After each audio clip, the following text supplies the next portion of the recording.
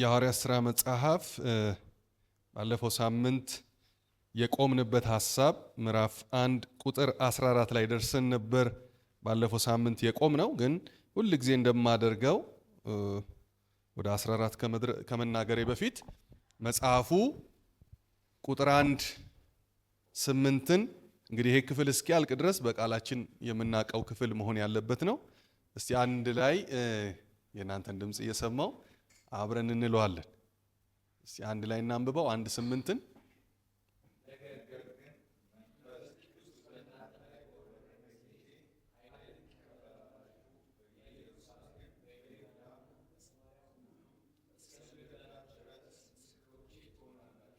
ጌታ ይባረክ። እና በዚህ በሐዋርያት ሥራ መጽሐፍ ውስጥ በጣም እግዚአብሔር ሊያስገነዝበን ሊያስጨብጠን የፈለገው እቺ ቁጥር 8 ላይ ያለችውን ሐሳብ ነው። እና ግን እኛ 14 ላይ ደርሰናል። እቺን ደጋግሜ የማነሳው እነዛን 8 ጭብጦች ይሄ ክፍል ስለሚተነትነው ነው። ለምሳሌ አንደኛ የእግዚአብሔርን ቃል ጠንቅቀው ያውቁ ነበር፣ ሁለተኛ በምሪት ያገለግሉ ነበር፣ በጸሎት ይተጉ ነበር እያል እንደገና ለእግዚአብሔር ቃል ምኖች ነበሩ፣ ምስክሮች ነበሩ ይላል። እዚህም ጋር 8 ላይ ነገር ግን መንፈስ ቅዱስ በእናንተ ላይ በወረደ ጊዜ አሁን አንዳንድ አስተምሮቶች አሉ። አይ ያን ዘመን ላይ ሰርቷል አሁን ግን አይሰራም ብሎ ያስባሉ። እንደሱ አይነት አይደለም። መንፈስ ቅዱስ ኢየሱስ ክርስቶስ እስከሚመጣ ድረስ በዚህ ምድር ላይ ይንቀሳቀሳል። ሰውን ማዳን የሚችለው መንፈስ ቅዱስ ነው። ሰውን መቀየር የሚችለው መንፈስ ቅዱስ ነው። እኛን ዛሬ በቤቱ የተከለን መንፈስ ቅዱስ ነውና ይሄ መንፈስ ቅዱስ የእግዚአብሔር ልጅ በፍጥረት ሂደት ውስጥ በጣም ብዙ ጊዜ እንሸወዳለን። ወይንም ደግሞ በጣም ሲያስተምሩን አብ በፍጥረት ስራ ውስጥ ነበረ፣ ወልድ ደግሞ እኛን በማዳን ስራ ውስጥ ነበረ፣ መንፈስ ቅዱስ ደግሞ አሁን መንፈስ ቅዱስ እግዚአብሔር ክርስቶስን ስለወሰደው እዚህ ዘመን ላይ የሚሰራ ነው ብለው ያስተምራሉ። እንደሱ አትነጣጥሩ። የሥላሴ አንዱ አካል ነው። ሁለተኛ በፍጥረት ሕግም ያኔ ነበረ፣ በክርስቶስም መወለድ ጊዜ ነበረ፣ ወደፊትም ይኖራል። ለዚህ ነው እስከ ዓለም ፍጻሜ መንፈስ ቅዱስ ከማን ጋር ይሆናል? ከእናንተ ጋር ይሆናል። ጌታ ይባረክ። ስለዚህ በዚህ በሐዋርያት ሥራ መጽሐፍ ላይ በጣም እግዚአብሔር ሊያሳየን የፈለገው አንዱ ትንሽ የተዛባ ነገር አለ። በመንፈስ ቅዱስና በመንፈስ ቅዱስ ጸጋዎች ይደባለቅብናል። ለምሳሌ ልሳን መናገር አለ፣ ትንቢት መናገር አለ፣ ድንቅ ታምራት ማድረግ አለ። እሱ የመንፈስ ቅዱስ ምልክቶች ናቸው። መንፈስ ቅዱስ ለመቀበል ማስረጃዎች ናቸው እንጂ እነሱ በራሳቸው መንፈስ ቅዱስ አይደሉም። መንፈስ ቅዱስ አካል አለው፣ ስሜት አለው፣ ፈቃድ አለው፣ ዕውቀት አለው። ስለዚህ ብዙ ሰው የሚሳሳተው የጸጋ ስጦታንና መንፈስ ቅዱስ አንድ ይሆንበታል። ኖ መንፈስ ቅዱስ እነዛን የጸጋ ስጦታዎች እንዲሰሩ የሚያደርግ ነው። ምን ይላል? አንዱን መንፈስ ጠጥታችኋል፣ አንዱ መንፈስ ግን ለስራ አንዳንዶችን እንዲያረጋል አንዳንዶችን እንዲያረጋል። ስለዚህ መንፈስ ቅዱስ የጸጋ ስጦታ አይደለም። መንፈስ ቅዱስ ማንዘፍዘፊያ አይደለም። መንፈስ ቅዱስ ወደ ኋላ እንድንወድቅ ማድረግ አይደለም። መንፈስ ቅዱስ በፍጥረት ታሪክ ውስጥ ከእግዚአብሔር እኩል የተንቀሳቀሰ የፈጠረ የሰራ ያደረገ ነው። ጌታ ይባረክ። በዚህ በጣም ግልጽ ሊሆንልን ይገባል። እና መንፈስ ቅዱስ ስንል ብዙ ሰው ስጦታ ልንፈልግ ይመስለዋል። የሆነ በዚህ ቤተ ክርስቲያን የሆነ ጸጋ ቅባት እንዲገለጥ አይደለም። መንፈስ ቅዱስ ከቅባት ያልፋል። ይሄ ቀላል የሚመስል ግን ብዙ ሰው የሳተበት ትምህርት ነውና ብዙ ሰው መንፈስ ቅዱስ እስትንፋስ ይመስለዋል። ያው አንዳንድ ትምህርቶቻችንም ቀጠን ያሉ ናቸው። እሳት ነው ምናምን ተብለናልና እንደዛ አይደለም። መንፈስ ቅዱስ ከዛ ያልፋል። አባቶች ቃላት አተውለት የተጠቀሙበት ነው የሚመስለኝ። እሳት ነው ምናምን ሲሉ፣ ውሃ ነው ምናምን ሲሉ፣ ግን መንፈስ ቅዱስ ልክ ክርስቶስ በማዳን ሕግ ውስጥ በማዳን ስርዓት ውስጥ በእኛ የዘላለም ሕይወት ማግኘት ውስጥ ያለውን አክቲቪቲ መንፈስ ቅዱስ አለ። ለዚህ ነው እኔ ብሄድ ይሻላችኋል። በጣም ይገርመኛል። እኔ ብሄድ ይሻላችኋል፣ አጽናኙን እልክላችኋለሁ፣ ከዛስ ከእኔ ወስዶ ስለ እኔ ይነግራችኋል። እኛ ውስጥ መንፈስ ቅዱስ ነው ክርስቶስን ማጉላት የሚችለው። ኢየሱስ ጌታ ነው።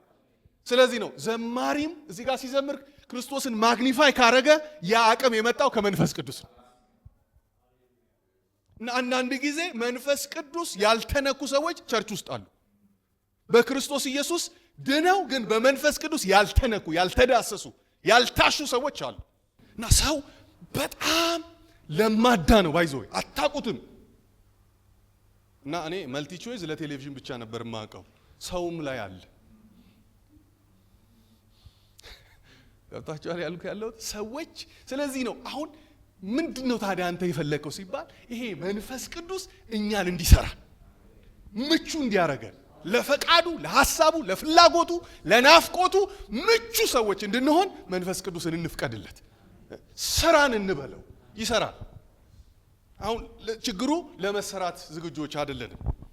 ጌታ ይርዳን እና ጥሩ ነገሮች ብቻ ነው የምንመኘው አይደለም።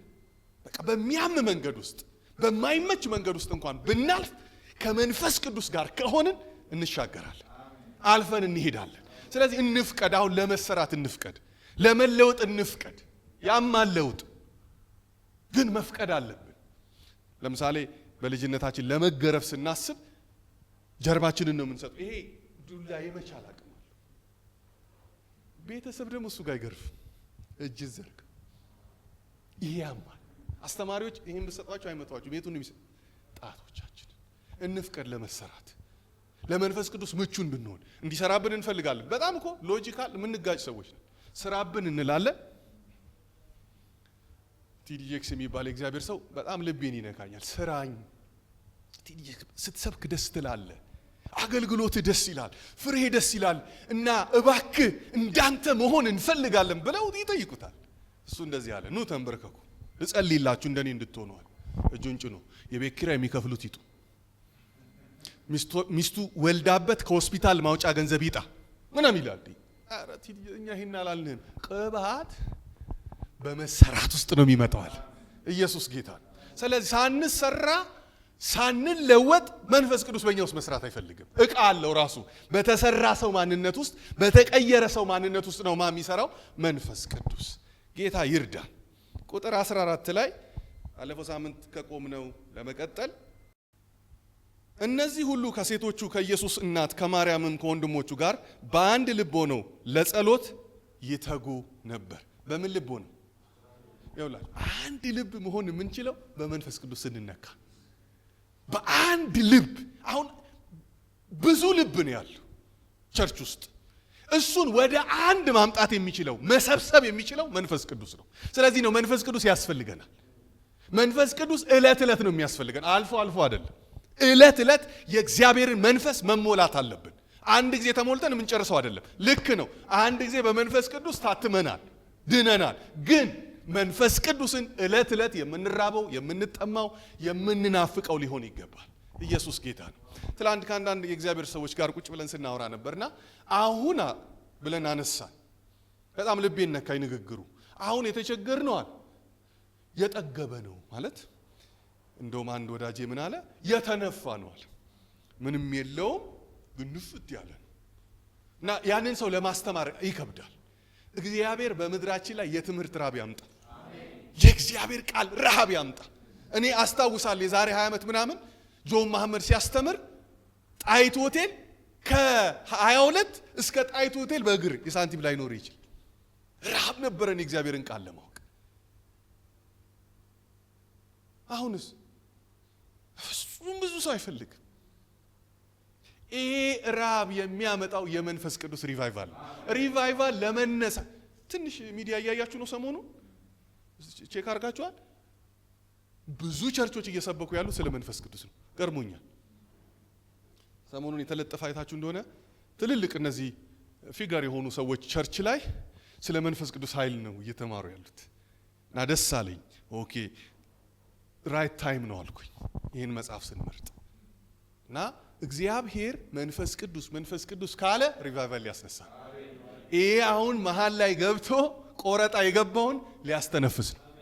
በቃ ይሄ የኔ አይደለም ብለን መለየት እንድንችል አይኖቻችንን ሊከፍት ነው። ይሄ የሱዳን ነው ሊለን ነው ጌታ ከትንሽ ቀን በኋላ። ጌታ የተባረከ ይሁን።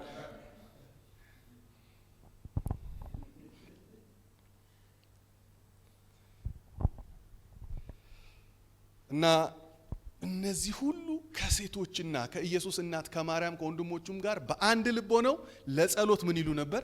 ይተጉ ነበር። በዛም ወራት ጴጥሮስም 120 በሚያህሉ ሰዎች በማህበር አብረው በነበሩ በወንድሞች መካከል ተነስቷል አለ። ወንድሞች ወይ ኢየሱስን ለያዙት መሪ ስለሆናቸው ስለ ይሁዳ መንፈስ ቅዱስ አስቀድሞ በዳዊት አፍ የተነገረ የመጽሐፍ ቃል ይፈጸም ዘንድ ነው ወይም ይፈጸም ዘንድ ይገባ ነበር፣ ከኛ ጋር ተቆጥሮ ነበርና፣ ስለዚህም አገልግሎቱን ታድሎ ነበርና። አይገርምም? ስለዚህ ሰው ሲናገር ስለ አስቆሮቱ ይሁዳ ባይዘው እንደው የዛ ዘመን ያው ባይዘው አዲስ ኪዳን እስከ ሐዋርያት ሥራ ድረስ የብሉይ ኪዳን መጽሐፍ ነው እና አንዳንድ ጊዜ አዲስ ኪዳን ብሎ ስለተጻፈ ብዙ ሰው የአዲስ ኪዳን መጽሐፍ ይመስለውና የታሪክ መጽሐፍ የብሉይ ኪዳን ስለሆነ ይሄ ሰውዬ ታድሎ ነበር። ለምን? ሐዋርያ የመሆን የእግዚአብሔር አገልጋይ የመሆን ምርጫ መጥቶለት ነበር። ምርጫው ግን አስቆሮቱ ይሁዳ ሌላ ሆነ፣ ገንዘብን መውደድ ሆነ እና ትንሽ ከዚህ ዘመን ይሁዳ የሚለየው የዛ ዘመን ይሁዳ ልሳን አይናገር፣ የዚህኛው ልሳን ይናገራል፣ ቸርች ይመጣል እና ልክ እሱ እንዳለው ይሄ ነገር ተሽጦ ለድሆች ቢውል ምን ይመስላችኋል? አንዳንድ ሰው ይመጣና ቸርች ውስጥ እንትን ብታረጉት ይለናል እና መሀል ላይ እንትን ብታረጉት ብሎ ዝም አይልም፣ ሼካራ ላቫስ ምናምን ይላል እና የአሁኑ ይሁዳ ልሳን ይናገራል። የበፊቱ ይሁዳ ግን ልሳን እንኳን አይናገርም። ስለዚህ መለየት አለብን። ያ ልሳን የማን ነው ብለን በትክክል ማወቅ መቻል አለብን። ኢየሱስ ይርዳን እና ትዝ ይላችሁ እንደሆነ ጳውሎስ አንተ የእግዚአብሔር ልጅ ነህ አለችው። ዋው ግሬስ በማን ኦፍ ጋድ አለችው። አንዱ ለቀን አሳስተዋለች። ባይዘ ቅንነት ከሁለት በላይ መሄድ አይችልም። ቅን ስትሆኑ አንድ ሰው የሚያሳስታችሁ ለጊዜ ብቻ። ለምሳሌ አንደኛ ራሳችሁ ተሳስቶ ሊሆን ይችላል ስለምትሉ፣ ሁለተኛ አይ እኔ ተሳስቼ ይሆናል ብላችሁ፣ ሶስተኛ ግን አይችልም። ጨረሳችሁ፣ ያላችሁም በሙሉ ቅንነት ጨረሳችሁ። እና እንደውም ተረት አለን እኮ ሞኝ በእባብ ሁለቴ ይነደፋል። አንዴ ሳያይ ሁለተኛ የተነደፍኩት እዚህ ጋር ነው ብሎ ሲያሳይ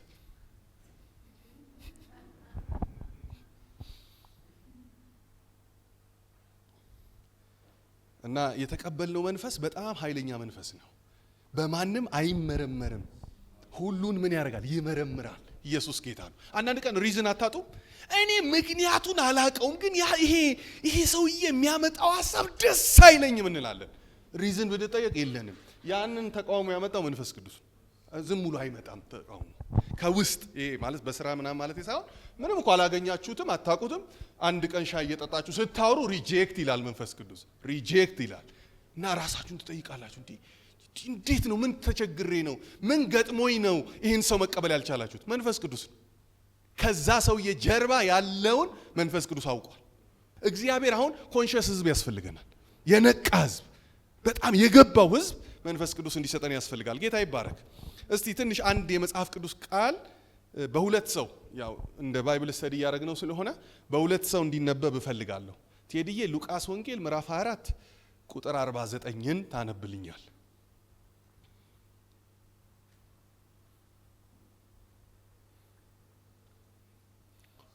ሉቃስ 24:49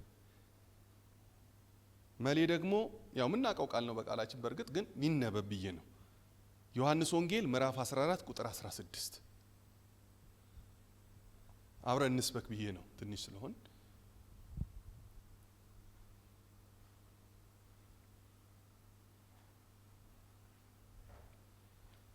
ሀያ 24:49 ቴዲዬ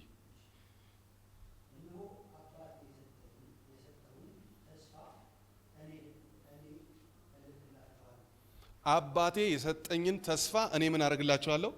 እልክላችኋለሁ። እሺ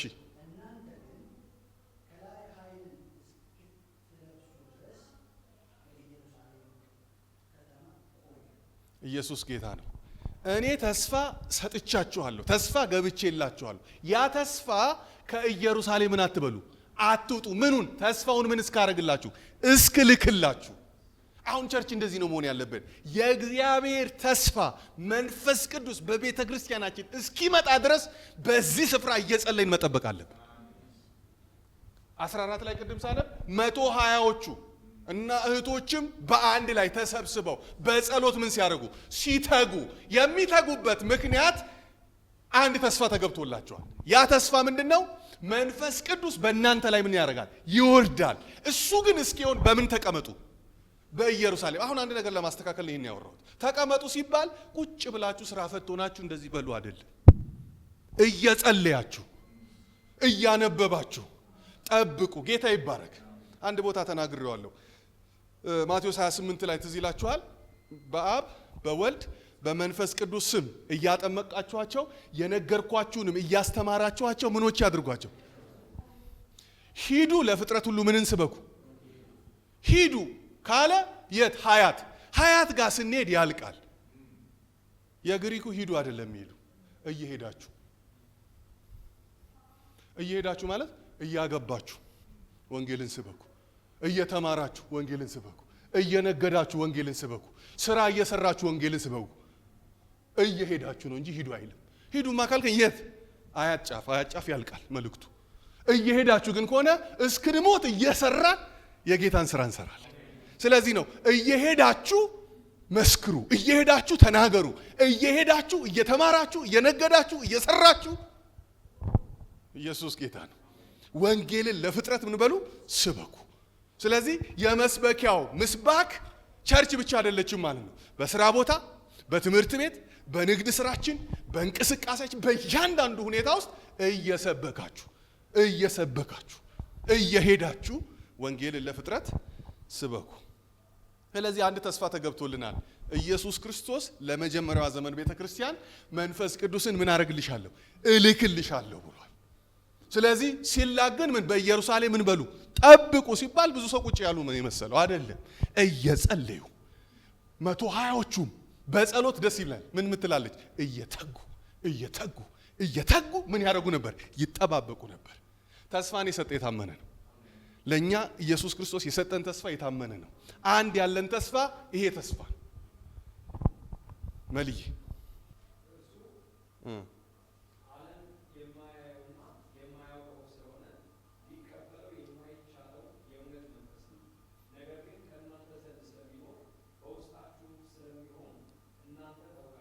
ጌታ ይባረክ። መንፈስ ቅዱስን ሌላ ሰው ሊያቀው አይችልም። እናንተ ክርስቲያኖች፣ እናንተ አማኞች ግን መንፈስ ቅዱስን ምን ታረጉታላችሁ? ታውቁታላችሁ። እንዴት ብዬ ላስረዳችሁ መሰላችሁ? አባቴ አንዳንድ የሚያረገው ነገር ነው ትዝ የሚለኝ በልጅነቴ። ያባየን ኮቴ እናቃለን፣ እንኳን ድምፁን። ወደ ቤት ሲመጣ ዶሮቻችን ኩኩኩኩኩ ብለው እግሩ ስር ለምን ስለሚሰጣቸው፣ ከብቶቻችን የሚገርማችሁ እየዘለሉ ወደ አባታችን ይመጣል። በጣም ነው የሚያበላቸው።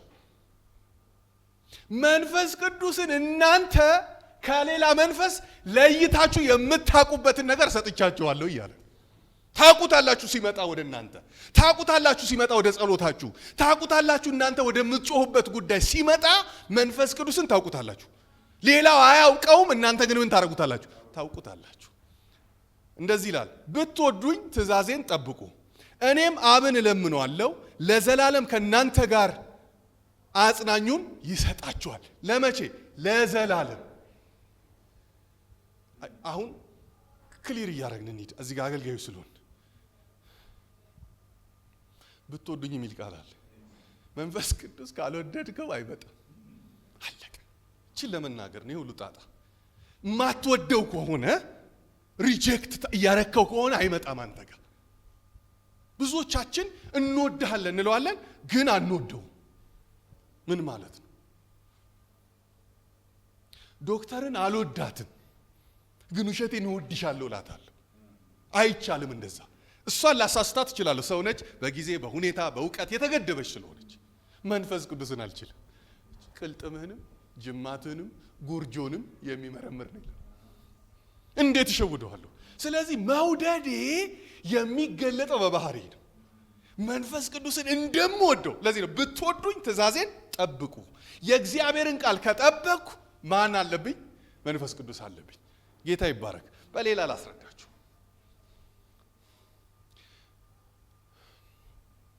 ብዙ ሰው ያው መጽሐፍ ቅዱስም ላይ ስለተጠቀሰ የጥበብ መንፈስ ይጸልያል አይደል? ጥበብ ስጠኝ እንላለን፣ ግን አይሰጠንም። ለምንድን ነው የማይሰጠን ነው ጥያቄው። የጥበብ መጀመሪያ በቃ እግዚአብሔር መፍራት ከጀመርክ ጥበብ መታባለች። ሳትጸልይ እኔ ሰሞኑን ከአረብ ሀገር ጥበብ ወደ እኔ እንዳይመጣ የምትቋቋሙ ሳትል እግዚአብሔርን ብቻ በመፍራት ጥበብ መታባለች። ጥበብ በጣም ብዙ ባህሪ ያላት ጥበብ ደስ ትላለች። 50 ብር ይዘህ ሸራተን ብትገባ ወዮልህ ትላለች። ጥበብ ታወራለች። ባይዘው ጎበዝ ነች። ትጮኻለች ይላል መጽሐፍ ቅዱስ። ጥበብ በአደባባይ ትጮኻለች ይላል። እነግርሃለሁ ትላለች። ይሄን ብር ይዘህ እዚህ ቤት ምግብ ብታዝ እኔ የለሁበትም ትላለች።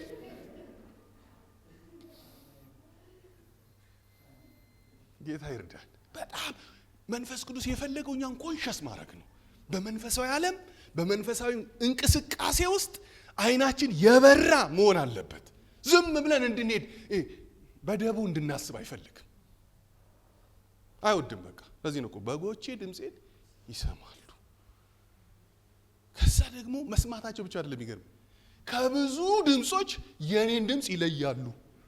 ቅድም አባዬ እንደሚያደርገው አባዬ ያው በጣም ልጅ ስንሆን ታውቃላችሁ፣ ቤት ውስጥ መኪና ትነዳላችሁ በራሱ ቤት ውስጥ እና አብይ እና ያኔ ነው የሚነዳው መኪና እንደዚህ ወንበር ገልብጦ መሶብ ከቶበት ያውቀዋል ስለሚያውቀው አሁን መኪና ስላለ ያደርግ ነበርና አባዬ ያንን መጥፎ ነገር ማየት አይፈልግም። ስለዚህ ምን ይላል ይላል ዝም ብሎ ግቢ ውስጥ ወደ ቤት አይገባ ይላል። ከዛ አባዬ መጥቷል ብሎ ሰው ሁሉ ቀው ያስተካክላል። በቃ መንፈስ ቅዱስ እንዲህ እየፈለገ ነው። ልመጣ ነው፣ ልሰራ ነው፣ ልገለጥ ነው፣ ክብሬን ላመጣ ነው። ምን በሉ ያስተካክሉ። እሱን የሚሸከም መንፈስ፣ እሱን የሚሸከም ልብ፣ እሱን የሚሸከም ባህሪ አምጡ። የጥበብ መጀመሪያ ማንን መፍራት ነው? እግዚአብሔርን ስትፈራ ጥበብ መታብሃለች።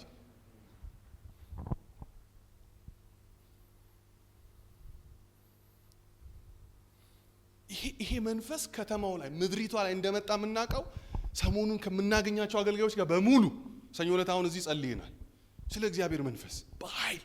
ሌላ ቦታ ዶክተር ማሙሻ ሰሞኑን ፖስተሩ ላይ ወጥቷል የመንፈስ ቅዱስ ቅባት ኃይል ብሎ በሚል እና አንድ አሜሪካን ሀገር ወደው ፓስተር በድሉ ስለ መንፈስ ቅዱስ የሆነ ዌቭ አለ፣ አሁን መንቃት አለብን። ይሄ ካለፈ እኔ ይሄ ዙር ከሚያልፈኝ የአሁኑ 50 ሚሊዮን ሎተሪ ቢያልፈኝ ይሻላል። አሁን ሊሰራ ነው እግዚአብሔር። እውነተኞችን ከውሸተኞች ሊለይ ነው እግዚአብሔር። ሊያጠራ ነው ቤቱን። የማጥሪያው መንገድ መንፈስ ቅዱስ ነው። ኢየሱስ ያድናል። እና ወደዚህ ከፍታ ወደዚህ ነገር እንድንመጣ ያስፈልጋል። ለካ አገልጋዮችም ደካሞች ናቸው የሚለው ነገር መቅረት አለበት። እንደው ዝም ብለን እንደው ባለ ክንፍ ሆነን ተቸገርን እና አሁን ክንፉ ሲመታ መውረድ አልቻለም እና ደካሞች ነን፣ እናኮርፋለን፣ ጸሎት እናቆማለን። እና ምግብ ቀረበና እጄን ስድድ አደረኩኝ። የኔ ትንሿ ልጅ በእኔ ባህሪ ነው የወጣችው። ለኛ ጊዜ ጸልዩ ትላለህ፣ ለራስ ጊዜ ሳጸልይ አባቢ ትበላለህ እንዴ አለች። ምኑስ ልግባ?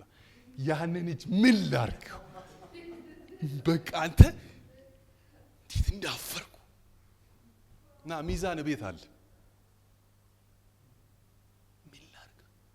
እንደዚህ ብዬ ቀረው እንደ ሪፕሌ ማለት ቆሜ እንደዚህ አልኩ። አመሰገነች በዛው እና አለ ልላችሁ እና ሌላው በጣም 2 ቀን ተኝቼ ነቃች ወደ ትምህርት ቤት እንዴ አባቢ አለች። ምን ነው እንዴ ጧጧ ጸሎት እኮ ትታል እያየሁ ነበር ታዝብያለሁ። ይሄ 2ኛ ቀን ነው አለች። አሁን ከሷ ጋር አይገናኝም ግን አያችሁ አይደለ እንዴት መንፈስ ቅዱስ በሷ አልፎ እየተናገረኝ ለምን አትጸልይም እያለኝ ለምን? ስለዚህ እንትጋ። በአንድ ላይ ሲተጉ ነው መንፈስ ቅዱስ የሚወርደው። ካልተጋን መንፈስ ቅዱስ አይመጣም። ስለዚህ እንደ ቸርች እንደ ማህበረሰብ 120ዎቹን ሁሉ በአንድ ላይ ሲጸልዩ መንፈስ ቅዱስ እንደወረደ ዛሬም በእኔና በእናንተ ላይ የእግዚአብሔር መንፈስ እንዲወርድ እንጸልያለን። የመጨረሻ ዮሐንስ ወንጌል ምዕራፍ 20 ቁጥር 20 ይህንንም ብሎ እጆቹን ጎኑንም ማሳያቸው ኢየሱስ ክርስቶስ ነው። ደቀ መዛሙርቱም ጌታዬን ባዩ ጊዜ ደስ አላቸው። ኢየሱስም ዳግመኛ ሰላም ለእናንተ ይሁን፣ አብ እንደላከኝ እኔ ደግሞ እልካችኋለሁ አላቸው። ይህንንም ብሎ እፍ አለባቸውና መንፈስ ቅዱስን ተቀበሉ። እጁን ጭኖ ጸለየባቸውና መንፈስ ቅዱስን እፍ አለባቸው። አይደለ? ለምን ነው እፍ የምትልባቸው? ኢየሱስም ዳግመኛ ሰላም ለእናንተ ይሁን አለ፣ እኔ ደግሞ እንደላከኝ ወይኔ ኢየሱስም ዳግመኛ ሰላም ለእናንተ ይሁን፣ አብ እንደላከኝ እኔ ደግሞ እልካችኋለሁ አለ። አንድ ነገር ለማስቀመጥ ነው። መንፈስ ቅዱስ የሚመጣው እኔ ለዶክተር ትንቢት ስተነብይ፣ እሷ ለእኔ ስትተነብይ፣ እኔ ለፓስተር ስተነብይ፣ ፓስተር ለእኔ ሲተነብይ እንድንኖር አይደለም። መንፈስ ቅዱስ የመጣው ላልዳኑት ምስክሮች ሊያረገን ነው። ጨለማ ውስጥ ያሉትን ስበን ጎትተን ልናመጣ ነው። እኛ ላይ ካለው ቅባት የተነሳ ዘግነን ወደ ክርስቶስ መንግስት ውስጥ እንድናመጣ ነው። አብ እኔን እንደላከኝ እኔም እናንተን ምን አደርጋችኋለሁ? እልካችኋለሁ። ምንን ሰጥቼ? መንፈስ ቅዱስን። በተለይ እኛ አገልጋዮች ያለ እሱ ምንም ልናረግ አንችልም። ያለ መንፈስ ቅዱስ አንዳች ነገር ልታደርጉ አትችሉ። እንተማመን ነው በቃ። እኔ በራሴ ልሰራ አልችልም። ይሄን ቤት ልሞላ አልችልም። ፓስተር ይሄን ቤት ሊሞላ አይችልም። መንፈስ ቅዱስ ግን በእኛ ላይ ከወረደ አይደለም ይሄ ከተማ አይበቃንም። ወደዚህ መንፈስ እንምጣ፣ ወደዚህ ኃይል እንምጣ፣ ወደዚህ ረሃብ እንምጣ። ረሃቡ ምክንያቱ ገብቶናል። መንፈስ ቅዱስን ስጠኝ ስለው እኔ አንደኛ ለመሆን አይደለም፣ ትውልድ እንዲድን ነው። ይሄው አነበብኩ እኮ አንተ እኔን እንደላከኝ እኔ ደግሞ እነሱን እልካቸዋለሁ። ለዚህ ለመላኪያ የሚያስፈልግ ትራንስፖርት፣ አቅም፣ ጉልበት መንፈስ ቅዱስ ነው። እሱን እፈልባቸዋለሁ። ኢየሱስ ጌታ ነው። ይህንንም ብሎ እፋለባቸው፣ መንፈስ ቅዱስንም ተቀበሉ። ጌታ ይባረክ። መንፈስ ቅዱስን ተቀበሉ ካለ ያኔ ብቻ አይደለም፣ አሁንም እንቀበላለን፣ ነገም እንቀበላለን፣ ከነገ ወዲያም እንቀበላለን። እኛ ብቻ የተልእኮ መንፈስ ይኑረን። አሁን ችግሩ መንፈስ ቅዱስን ብዙ ሰው ይጠይቃል፣ ግን አይሰጠውም። ለምን? የተልእኮ አይደለም። ለምሳሌ በጣም ብዙ ሰው ጌታ ሆይ ቀባኝ፣ እግር መቀጠል እፈልጋለሁ ይላል።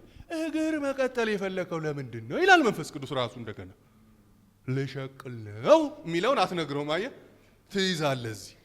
እሱ ደግሞ ጉርጆን፣ ልብን፣ ምንን ይመረምራል። አትሸቅልም፣ አልሰጥህም ይላል።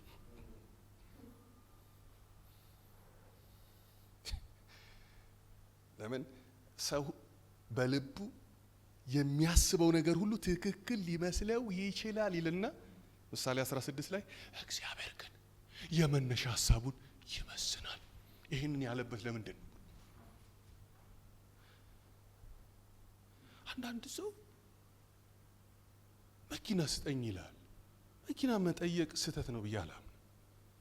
ግን መኪናውን የጠየቀው እጅን እንደዚህ አውጥተህ ለመንዳት ከሆነ እጅን ንፋስ ይመታብሃል። ለሱ አይሰጥህም። ለስራው፣ ለዓላማው፣ ለሩጫው የሚያስፈልግ ግን ከሆነ ይሰጣል። ብዙ የእግዚአብሔር ሰዎች ሰው ገዝቶ ሰጥቷቸው ያውቃል። እዚሁኛው ምድር ላይ የእግዚአብሔር ሰው በጣም ልፋትን አይቻለሁ ብሎ ማቀውን ሰው ቁልፍ የሰጠ ሰው አውቃለሁ። እንከላንተ ለገጠር አገልግሎት